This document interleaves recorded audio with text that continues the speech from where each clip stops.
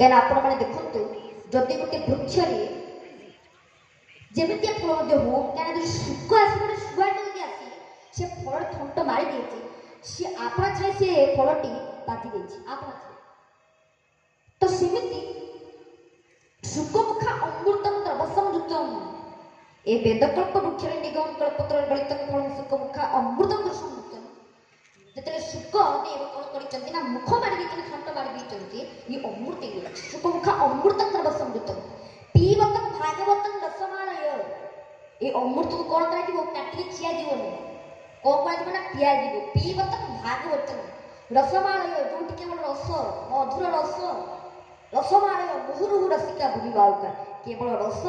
आनंद आनंद छड़ा आउ कौनसी किछि आम नाही आनंदे कर सुधा पान जेणे पाइब दिग्दयान तो ये भगवान कथा वस्तु को आम आनंद मग्न सदा भाव भक्तिर भाव सहित भगवान कथा भी श्रवण कले आमर जहाँ कामना थी से भगवान निश्चय भाव श्रवण करेंगे किंतु जदि भगवान को आम डाकती जदि भगवान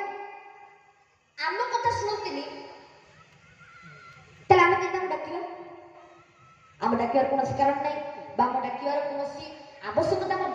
कहना भगवान समस्त को दुख को शुणती समस्त भक्त मान दुख को दृढ़ीभूत करती से महाप्रभु हूँ जगतर नाथ ये एमती गोटे सामान्य भूखंडर नाथ नुहति ये महाप्रभु जगन्नाथ ये समस्त को दुख को दूर करेंगे जदि महाप्रभु आम कथा को शुणुंट आम कि कथा शुणे महाप्रभु आम दुख शुणुंट आम कथा शुणुंट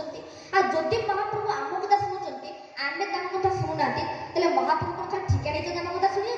तो समस्ते आनंद भाव सुखरे से भगवान अमृतमय कथा वस्तु को श्रवण करतु और भगवान का आशीर्वाद समस्त को कृपा प्राप्त हो प्रसाद हो ये कही आज वक्तव्य को शेष करुच्ची जय जगन्नाथ समस्त को प्रणाम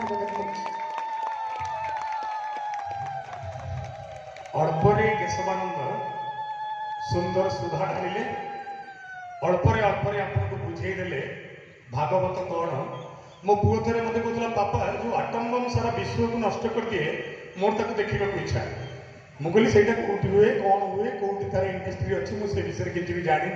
मुझे तो देखे पारि आज जब सी मो सागे था मुझे आटम बम नहीं देख